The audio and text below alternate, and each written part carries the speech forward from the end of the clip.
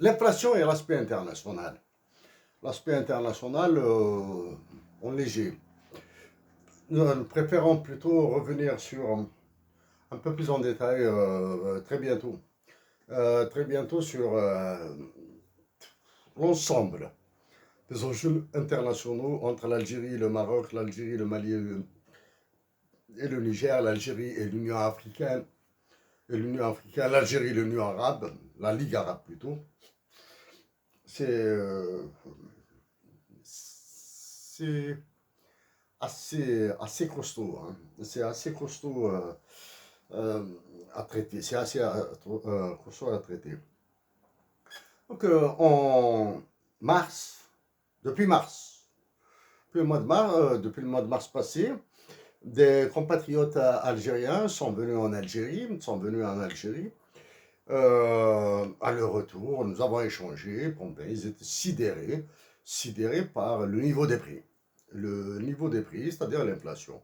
Certaines informations disponibles sur le web, en particulier YouTube, disent certains prix.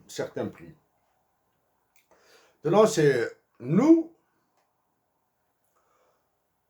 et en très bref, c'est depuis 2014 que nous avons dit notre opposition radicale à la dévaluation du dinar algérien, et que nous allons reprendre, bien sûr, euh, d'une manière un peu plus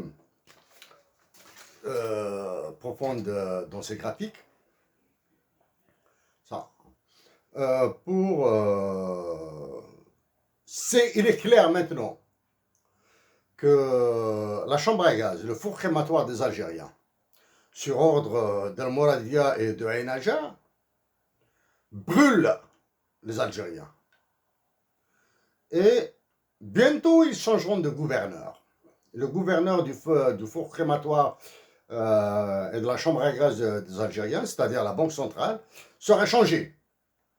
Celui qui sera nommé, qui le remplacera, fera pire que tous les précédents. Pire que tous ses prédécesseurs. Il va accélérer la dévaluation du dinar, c'est-à-dire la ramener au niveau du CFA. Ça, il faut voir les quatre. Hein. Nous allons, après, très bientôt, nous allons reparler dans le détail de ça. Il va accélérer la convertibilité au moins partielle, comme c'est le cas au Maroc, du dinar. Donc, il fera encore aggraver l'inflation. L'inflation, l'augmentation des prix, on va dire comme ça, hein, l'augmentation des prix. Un exemple concret. Un exemple très concret. Depuis plus de 2 ans, maintenant, que l'Espagne s'est acharnée contre l'Algérie, puisqu'elle a eu gain de cause, l'Italie a suivi, la France a suivi, l'Union européenne a suivi. Ils ont massacré l'Algérie. Alors, sur quoi, comment a commencé l'Espagne à attaquer l'Algérie? Sur les eaux territoriales. Quand on dit les eaux territoriales et les eaux internationales, ça veut dire qu'il y a l'aspect militaire, c'est l'aspect militaire, et il y a l'aspect économique. L'aspect économique, c'est les droits de passage, etc. Mais surtout, il y a la pêche. Quels ont été les accords signés entre l'Algérie et l'Espagne? Nous l'ignorons. Ils préfèrent ne pas parler. Ils gèrent l'Algérie. C'est pour cette raison que nous avions dit il y a très longtemps que l'État algérien est privatisé. Disons une année à peu près, hein, une année environ, un peu plus ou un peu moins. Une loi, rappelez-vous, une loi sur la vente du poisson à la criée et dans les rues a été interdite. Automatiquement. Ceux qui ont les moyens d'aller vers les ports sont les riches. C'est pour cette raison que le prix du poisson a explosé. C'est-à-dire dévaluation du dinar, manque de production, manque d'emploi, etc. Donc, plus la loi. La loi, cette loi, les Algériens l'oublient. Ça, c'est oublier une loi, ça fait partie de la théorie là, du syndrome de la grenouille. Hein. D'après des études américaines, au maximum. Aux États-Unis, une information cruciale dure 5 ans, maximum. Hein, parce qu'elle est remplacée par une autre. Donc ça, c'est le circuit infernal. Comme nous l'avions dit auparavant, comme nous l'avions suggéré, la baisse des salaires et des pensions de retraite. Baisse des salaires et pensions de retraite. Nous maintenons la baisse des salaires et des pensions de retraite. Côté de ça, nous avons suggéré la suspension du versement des primes de rendement individuel et primes de rendement collectif aux travailleurs. Il faut les mettre dans un fonds. Si l'entreprise dégage un bénéfice, alors vous avez le droit à un partage de bénéfices ou de rendement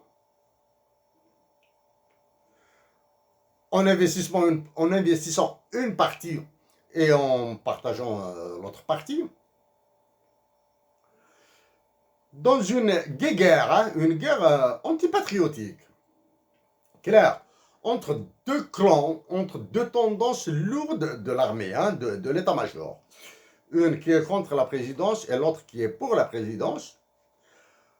Comme tout est manipulé en Algérie, les manifestants, les innocents de manifestants, innocents détenus, tout est manipulé.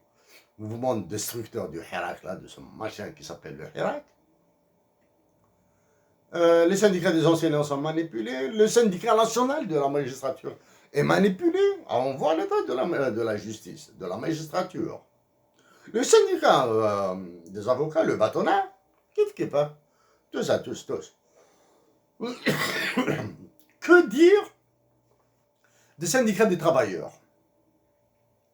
Les syndicalistes algériens sont réputés pour, disons, deux éléments principaux. C'est des carriéristes dans le syndicat. Ce sont des gens qui ne travaillent pas. Ce sont des gens qui ne travaillent pas. C'est des carriéristes dans le syndicalisme. Et c'est des gens qui ne travaillent pas. Est-ce que nous sommes contre les syndicats? Non, pas du tout. Mais pas comme ça, là. Nous avons travaillé en Algérie, nous avons travaillé à la SNTF, nous avons travaillé à la Sonipec. Nous connaissons d'autres syndicalistes. Nous connaissons d'autres travailleurs dans les entreprises. Voilà.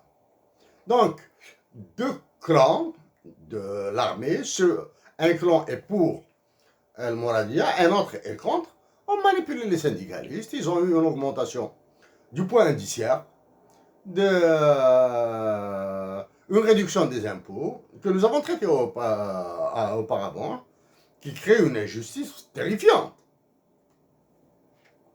Donc, ils ont accéléré l'enfer des Algériens. Les Algériens doivent se mettre deux éléments très importants dans l'esprit. La productivité des Algériens est quasiment nulle en termes occidentaux, en termes du FMI et de la Banque mondiale. Ils sont des fainéants. Voilà. Et une Algérie frappée de récession depuis au moins une dizaine d'années, nous avons fait des calculs pour-dessus. Récession. Il suffit de voir les taux de croissance annoncés par le FMI et les taux de croissance réels.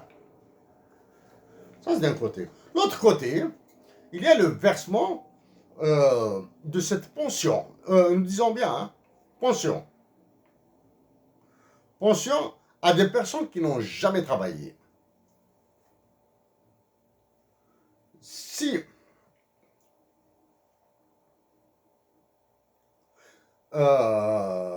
nous devions qualifier cette décision, nous dirons que cette décision c'est une forfaiture, c'est une trahison.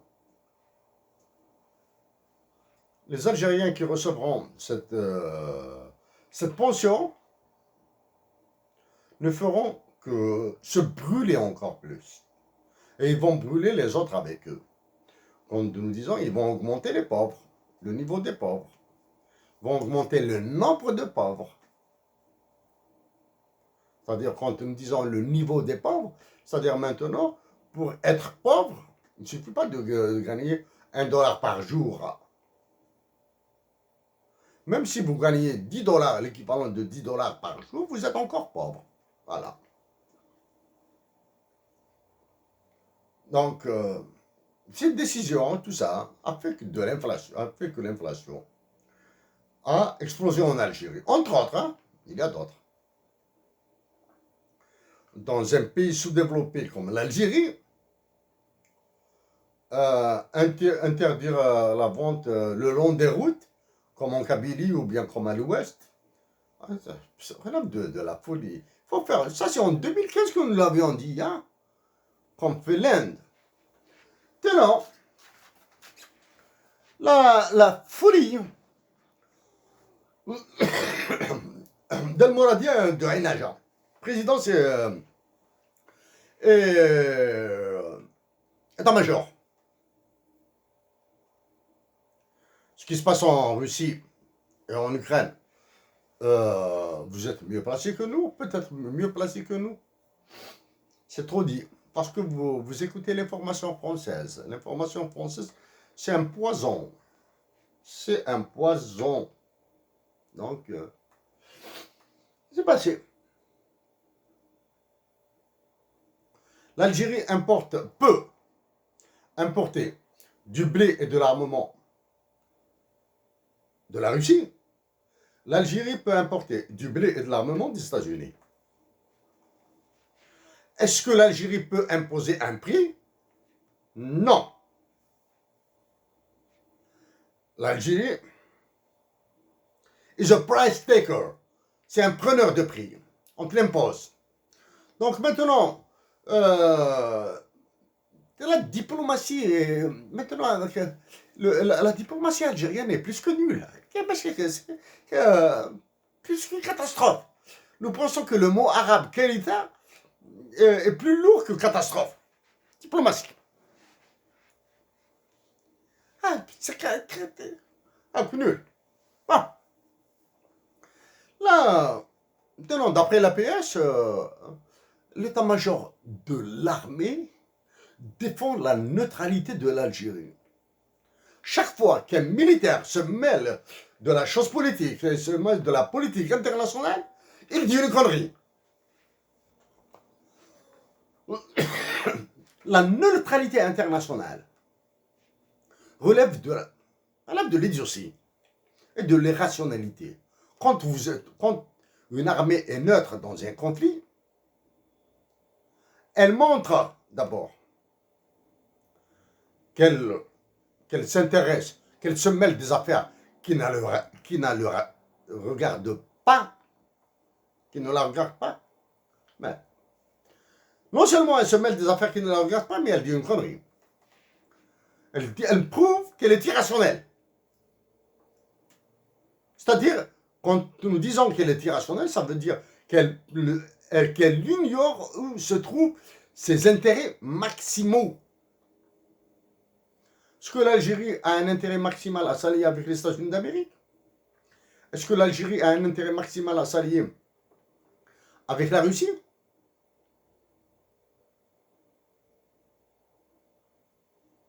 Nous ignorons la nature et le contenu des contrats signés auparavant et des accords secrets qu'il y a entre l'Algérie et les États-Unis, entre l'Algérie et la Russie. Il est très difficile de se prononcer sur le détail. Hein? Comment? Sur le fond? Oui. Maintenant, c'est le détail juridique qui nous manque. Comment dire, l'actuel chef d'état-major doit rentrer chez lui. Il doit rentrer chez lui. En tant qu'individu, il est devenu une menace pour le pays, là.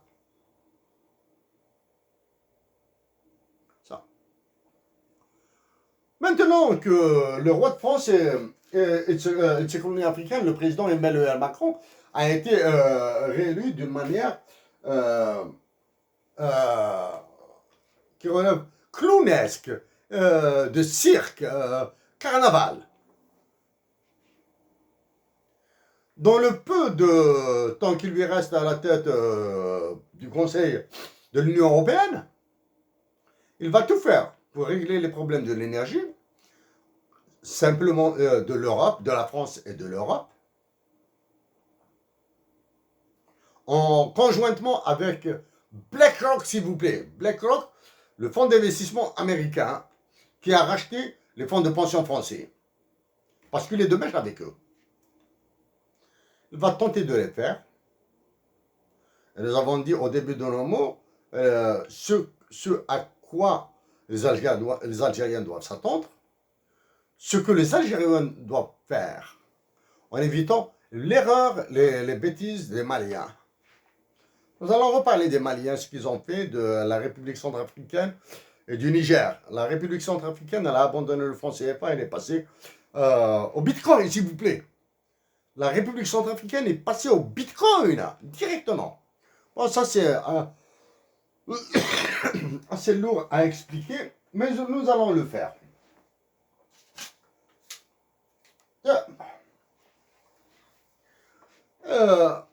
Le chef d'état-major, il est nul. Il est nul. Il est nul. Il y a 45 jours de cela,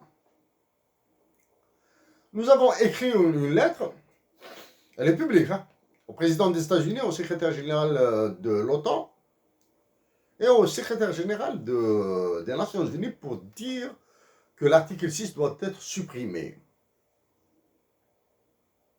Donc, un mois après notre lettre, d'après le site internet de l'OTAN, les États-Unis d'Amérique ont repris l'offensive sur la Tunisie et le Maroc.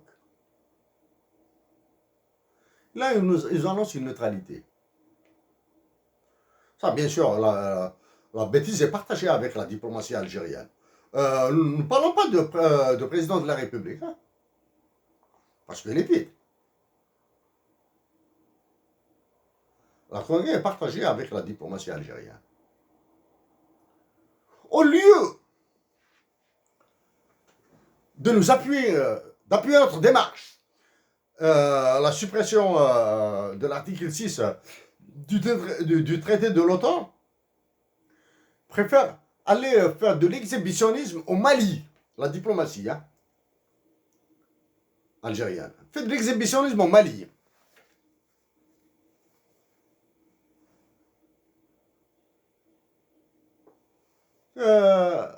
L'état-major de l'armée refuse de communiquer sur la présence de Team 6, groupe 6 des Navy Seals dans le sud de l'Algérie.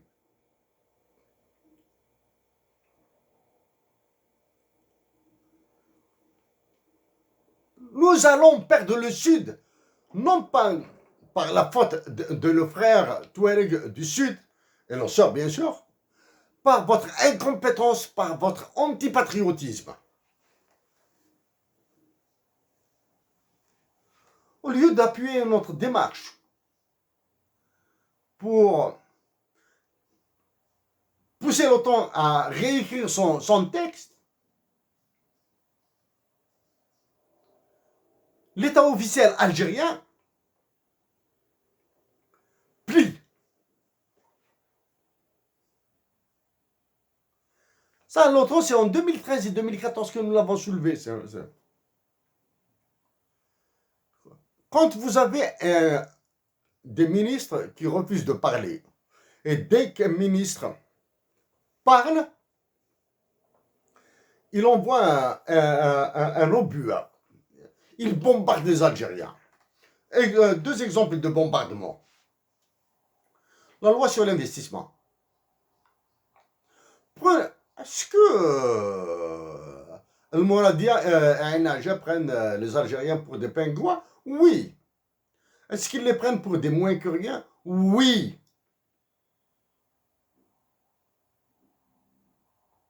Faut dire que la loi sur l'investissement, comme les deux dernières constitutions, ce sont les mots ordonnés par le FMI, la Banque mondiale, les États-Unis d'Amérique, la France et le Royaume-Uni que vous allez écrire et que vous allez donner à des députés qui vont, ils vont voter en levant les mains, plus les sénateurs. C'est pour cette raison que nous avons demandé de supprimer, de supprimer carrément l'Assemblée en attendant un nouvel État légitime. Prenez les enfants de bandits pour des canards sauvages. La loi sur l'investissement. Une loi dans laquelle vous allez revenir sur le partenariat public-privé, etc., etc. Nous vous signalons.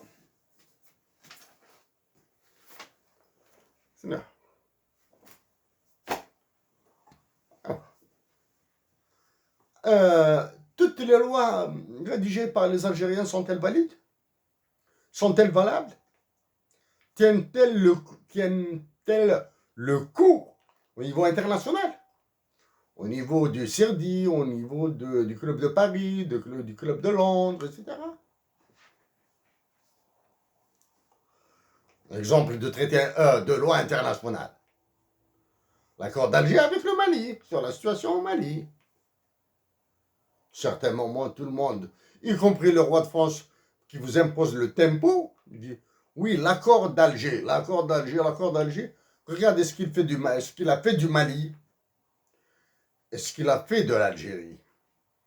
Alors, on va revenir assez détaillé sur les rabages qui attendent la patrie Algérie. La patrie Algérie. Chers compatriotes d'Algérie, pour ce jour, nous préférons nous contenter de ces mots.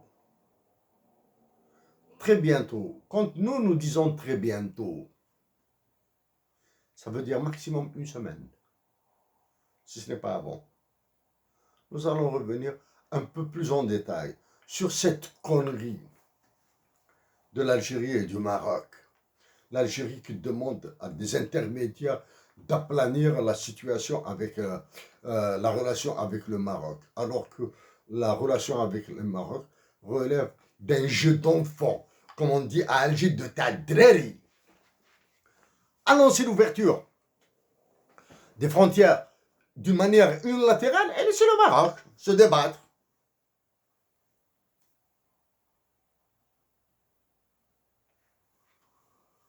Avant d'oublier, Israël maintenant. Après avoir donné de l'argent aux Palestiniens et aux Tunisiens pour acheter leur accord à négocier avec Israël, l'Algérie s'est rétractée.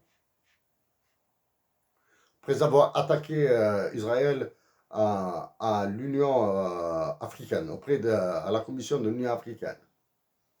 Parce que Israël a obtenu le statut d'observateur à un certain moment. Nous vous rappelons que des Algériens journalistes sont partis en Israël. Nous vous rappelons que nous, c'est en 2012 que nous avons discuté avec un Israël à Montréal dans le cadre d'un projet provincial québécois.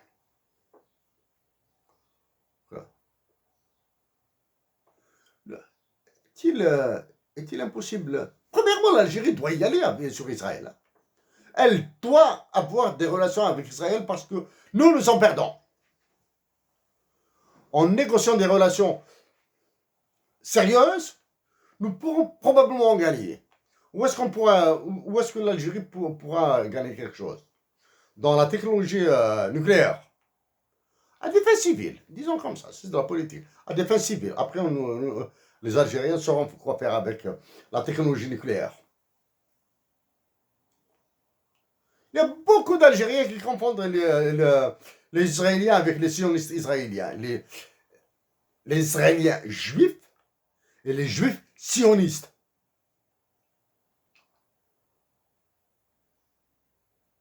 Nous vous rappelons qu'il y a des juifs de descendance qui ont des racines en Algérie. Invitez-les en Algérie pour qu'ils connaissent, pour qu'ils découvrent la terre de leurs ancêtres. Durant la guerre de libération nationale, Hussein Ahmed a proposé même de confier le ministère de l'économie à un jésuite algérien. Maintenant, morveux, susceptibles comme des souris sans queue que vous êtes, vous refusez de discuter publiquement de ça. Des enjeux de querelle de petits bureaux, là, prétendument les islamistes, la peur des islamistes. Les islamistes, ils ont ravagé l'Algérie, ils ont ravagé la Tunisie, ils sont en train de re-ravager la Tunisie et ils sont en train de re-ravager l'Algérie. Et pour cela, nous sommes adressés à Ali Belhaj et à Jaballah. Nous vous informons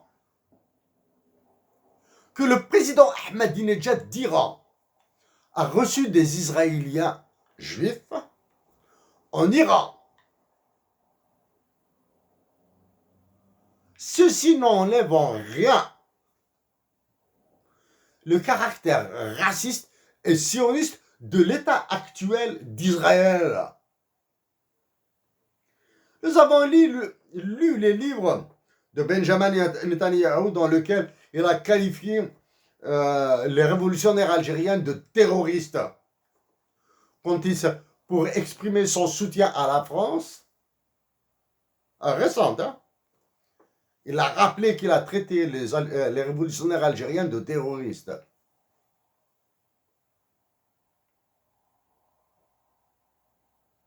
Chers compatriotes d'Algérie, le patriotisme, l'amour de la patrie, l'amour de la nation, oui, ce sont des utopies, ce sont des rêves. De temps en temps, il faut être dystopique, hein? Il faut pratiquer la dystopie.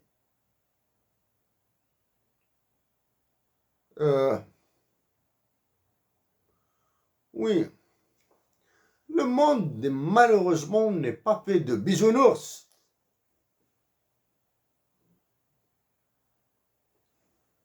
Nous avons failli l'oublier. Voici les derniers graphiques. Tout change. Dinar DZ, dinar algérien. C'est le dollar US vers le dinar algérien. C'est le dollar US vers l'euro.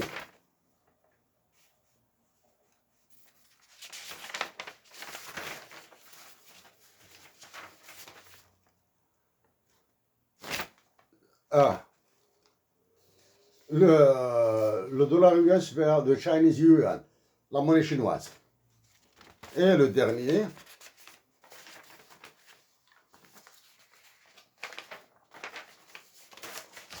c'est le dollar US vers le rouble. Bon, il faut dire, donner une explication rapide. Une marchandise importée s'achète avec la monnaie du pays concerné. Et les monnaies s'achètent entre elles. Avec le dollar, tu peux acheter du dinar. Avec du dinar, tu peux acheter du dollar. Donc ici, c'est le prix du dinar ou du dollar. Voilà. Regardez ici. Ça, c'est US dollar égale ça en rouble. Regardez cette période ici. Ça, c'est sur une année, hein. 1 year. Regardez, le rouble était tranquille de là jusqu'ici. Si c'est février. Février, quand les États-Unis d'Amérique et l'Union européenne ont annoncé des sanctions financières contre la Russie, le rouble a perdu de la valeur. C'est-à-dire, il ne valait rien, presque. Il a chuté. Nous l'avons dit, oh bon, c'est juste des indicateurs. Ensuite, nous allons aller vers le terrain militaire. Le terrain militaire est vers la famine et les guerres en Afrique. Immédiatement après, la Banque centrale russe a décidé d'augmenter les taux d'intérêt à 10%. Ensuite, elle est passée à 20% taux d'intérêt. Ensuite, ils ont exigé des exportateurs russes de rapatrier toute leur monnaie étrangère en roubles. Troisième décision. Quatrième décision. Ils ont imposé le paiement de leurs exportations en roubles.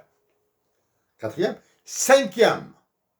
Ils ont signé un accord avec la Chine pour libérer leurs importations, leur commerce en yuan et en roubles. Voici les 5 décisions. Maintenant que ces décisions, qu'est-ce qui s'est passé? À peine 2 mois après, avril,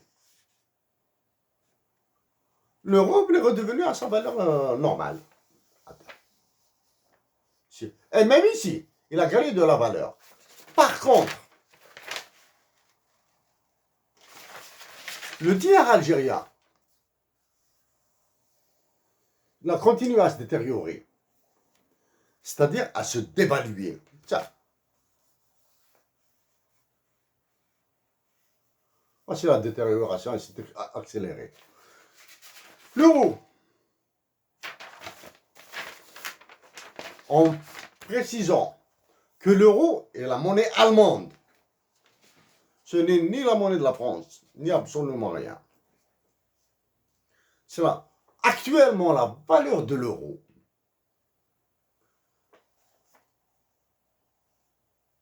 l'euro se déprécie. Quand l'euro se déprécie, ça veut dire que ses exportations deviennent moins chères et ses importations plus chères, comme le cas de l'Algérie. Sauf que le dinar algérien est dévalué. Il n'est pas déprécié, il est dévalué. Là, il faut s'attendre à une réaction de l'Allemagne. Parce que l'Allemagne, l'inflation est dans la Constitution. Qu'est-ce qui s'est produit maintenant à travers ça? Puisque les sanctions financières n'ont pas fonctionné, ils ont commencé à envoyer de l'armement en Ukraine. Les États-Unis d'Amérique sont passés de quelques centaines de millions de dollars à des milliards de dollars maintenant. Le Canada envoie. Le Royaume-Uni. La France, même si il évite d'aller trop loin avec le président de la Fédération de Russie, elle commence à faire des siennes. Donc, puisque la guerre contre la Russie n'a pas fonctionné par la monnaie, nous allons aller vers les moyens plus lourds. La guerre au sens propre du terme, c'est-à-dire l'armement. Qui va trinquer dans tout ça? Les Africains. Et parmi les Africains, il y a les Algériens, les Tunisiens, les Marocains. Qu'est-ce qu'ils vont faire en Algérie? Récession économique, planche à billets, inflation, incapacité de négocier. Incapacité. L'Algérien est dominé par le blé, par le médicament, par l'armement. Et le crétin de l'état-major vous dit que l'Algérie cultive la neutralité. العرب ديالك تلويش تخليك neutre ou pas neutre Algérie تدخل روحها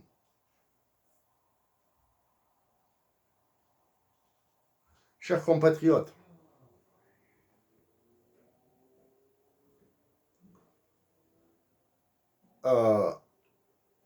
la patrie Algérie, son majorité sont deux facteurs qui nous sauveront d'un massacre.